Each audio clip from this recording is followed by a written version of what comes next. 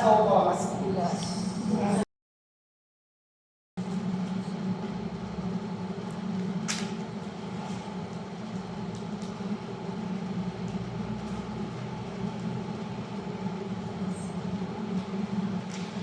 ER po ito, pwede rin po ito sa work.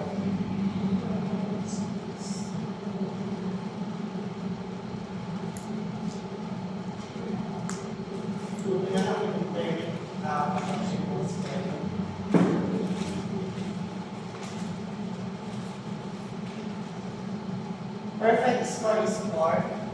Perfect score ng verbal is 5. Perfect score ng motor is 6.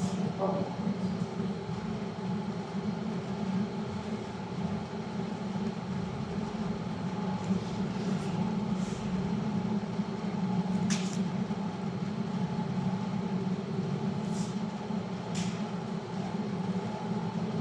Wala kang mag-score dito na 0 up.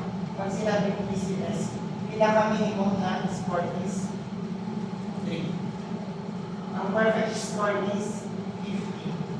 Okay po. Kasi 4 plus 5, 9, 6, 50. Ang pinaka-mababa, lowest pala, minimum. Lowest score is 1 plus 1 plus 1. That's 3. Wala pong DCS 0. DCS 3 po tayo. Ano usually itong DCS 3? Or class of commas? Walang eye movement, walang verbal response, walang motor movement. Comatose speech.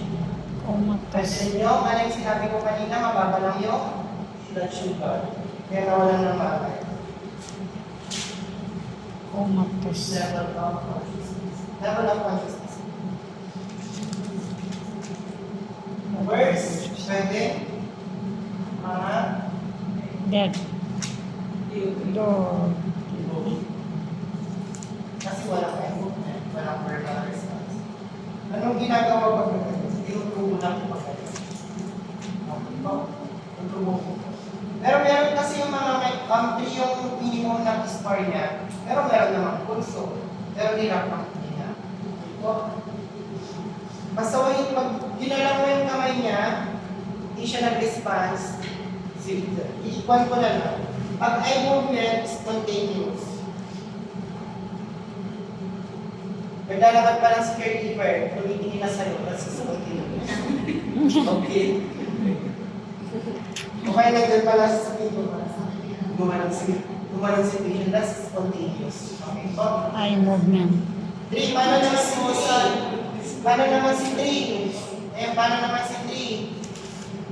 Bigyan si patient. Response to?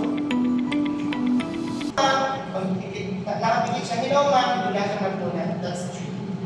Okay po? Response. Oh, response to verbal. Kinausap ko siya, tama ba? Paano? Ang verbal po, sorry.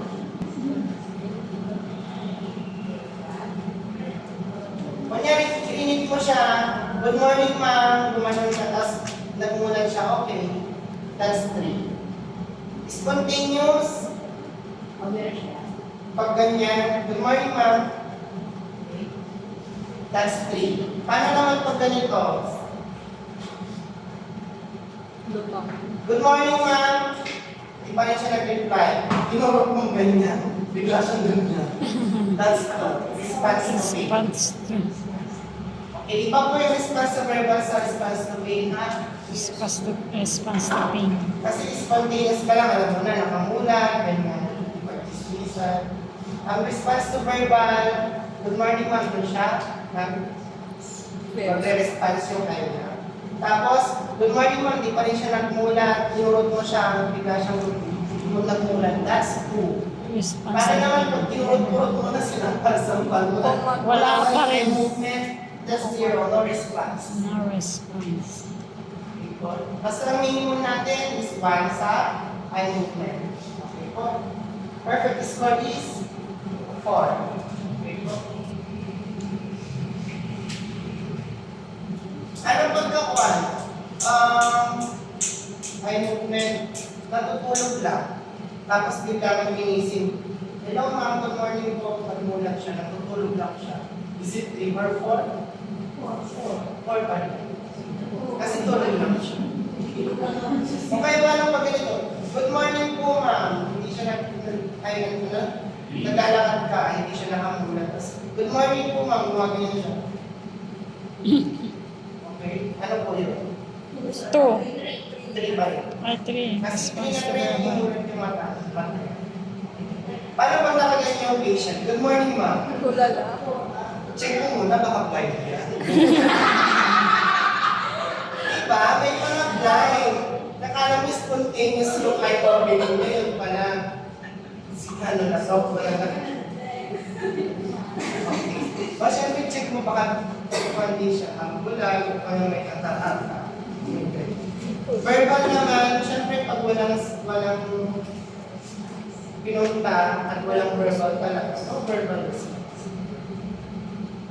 Verbal output. Output ang tinatira namin kasi.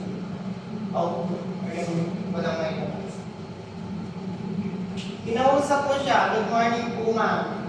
Anong pangalan ko? Is ibang ilista ko. Pangalan ko. Perfect score.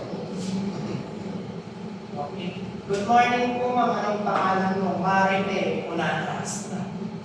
Good name is Naganda. For po. Pero may mga ganun. Walang apelyido. Tapos, good morning po. Anong pangalan mo? Apple? Unsure. Rico. Paano naman po yung 2? Good morning, ma'am. Sounds lang marinig. Sounds. So, lagyan natin definition. Hindi lang. Basta ang tandaan nyo doon, hindi nyo kailangan yung definition. Ang matandaan nyo doon, pag sinabi sumagot siya ng tama, 5. Pag hindi siya sumagot ng maayos, 4. Pag mali-mali yung sinagot niya, unrelated sa question, that's 3. Pagka sounds lang, parang umungol lang ganyan, that's 2. Pag hindi siya sumagot, that's 0. Ay, that's 0. That's 1. Wala tayong 0. Conscious. Confused. Unrelated.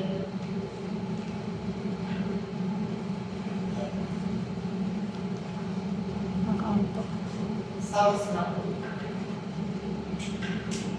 Paano naman po itong motor response? 6 po yung perfect score natin dyan. Siyempre, pagka no response, that's no motor movement. Uy, ang galing yung pag na-memorize niya. Ay, nakalisado na. Mga nurse din, hindi marunong ganito. O kasi nurse ka, lalo pag i-ER ka kasi hindi ka marunong ng ako. Bumbong ang tawag sa ito. Lalo pag doktor mo, tatanungin yan, tapos hindi ka marunong mag-assist. Walang siwalang doktor sa'yo pag hindi ka marunong mag-ganyan. Yes. Kaya pinapamisado namin yan, pag ER ka talaga. Motor response po, pag walang pinunta doon, bye-bye talaga, that's 1. Okay po. Paano naman yung 6? Ma'am, taas mo nga yung kamay ko. Both hand. Inaas yan. Both legs, taas mo. That's perfect. Or 6. Follows ko ma'am.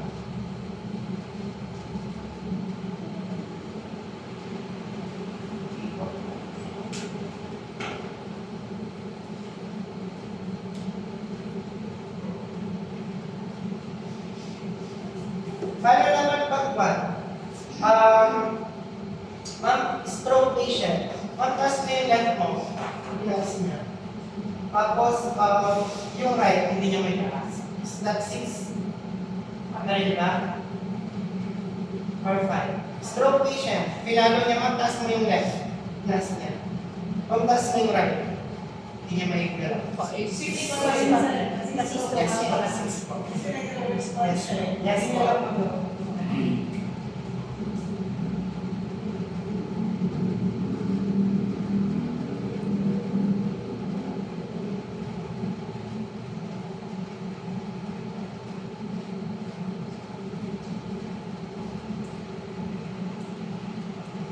response of pain, yung 5, localized pain naman sa ma'am, taas mo yung kamay mo. Yung tinaas. Tapos, kinurot ko siya. Hindi siyang gumano. Unconscious yung patient mo. Unconscious yung patient mo. Siyempre, sabi mo, ma'am, taas mo kami, hindi niya sinunod. Siyempre, doon ang talo ko man yun. Tapos, hindi naman siya totally tulog, ma'am. Parang stroke na. Tapos, kinurot mo siya. Hindi siyang gumano. Saan po dyan? 5.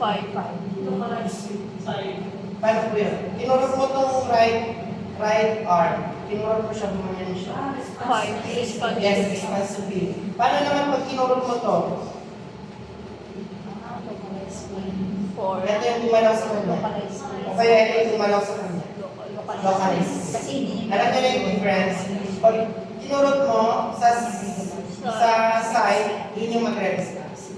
Pag kinurot mo siya, iba yung lang yung localized. Okay.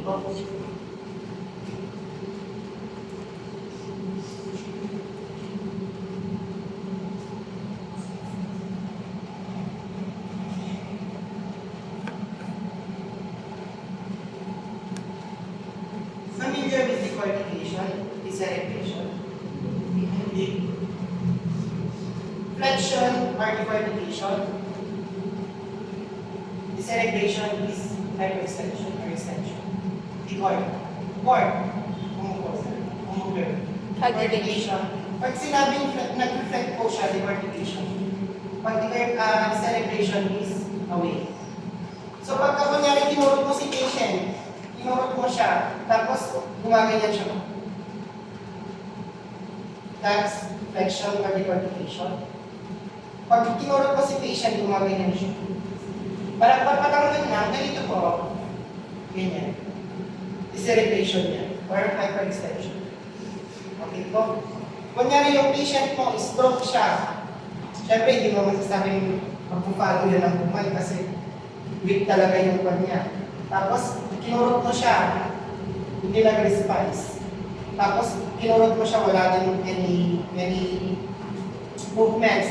Tapos, yung patient mo, pinapabayaan mo, tapos napapansin mo, gumaganyan siya. Nag-reflect siya. O kaya, hindi mo naman ginagala yung patient, gumaganyan yung kamay niya. Saan po siya? 3. Pag yung patient naman, hindi mo naman siya ginagalaw any stimulation to the patient, nakita mo siya, nagagaganyan siya. That's 2. Okay po? So pag nakita mo gano'n, that's 3. Pag nakita mo gano'n, that's 2. Ito, walang stimulation dito.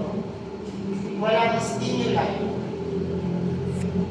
Stimulation or stimuli? No stimuli.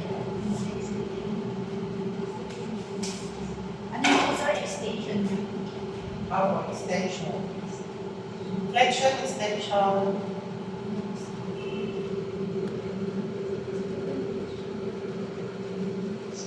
Papa-extend decortication sa akin ako.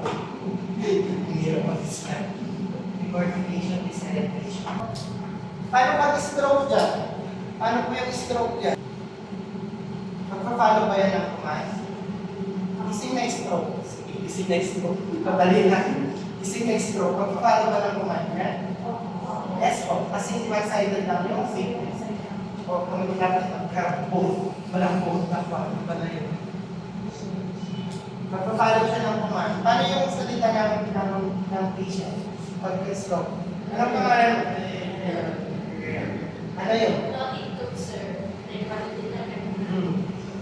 Ano pwede sa yes po, ganun. Mas isip po stroke patient. Hindi man yan mga pagsalita ng maayos. 15 pa rin.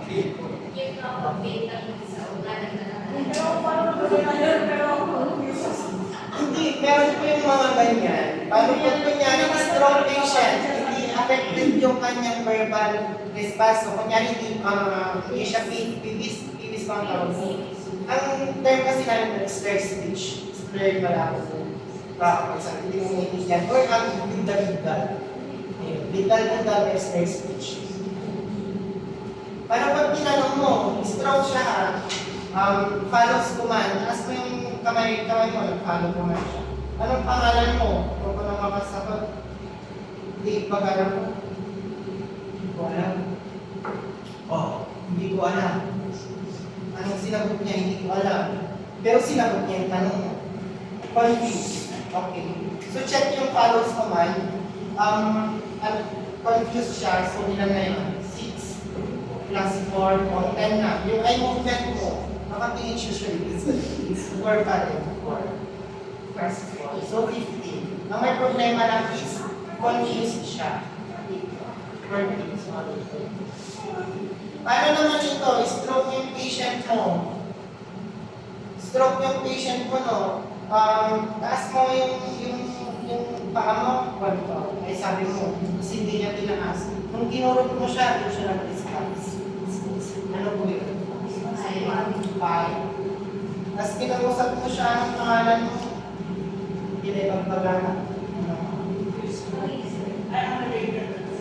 Yes po. Sana yung 5 plus 3. Tapos, yung eye movement niya, syempre nakatingin niya. Nakatingin niya. Plus 4. Ilan yung scar mo niya? 5 plus. Gold ba yan? Huwag ko kayong sasagot ng business zero.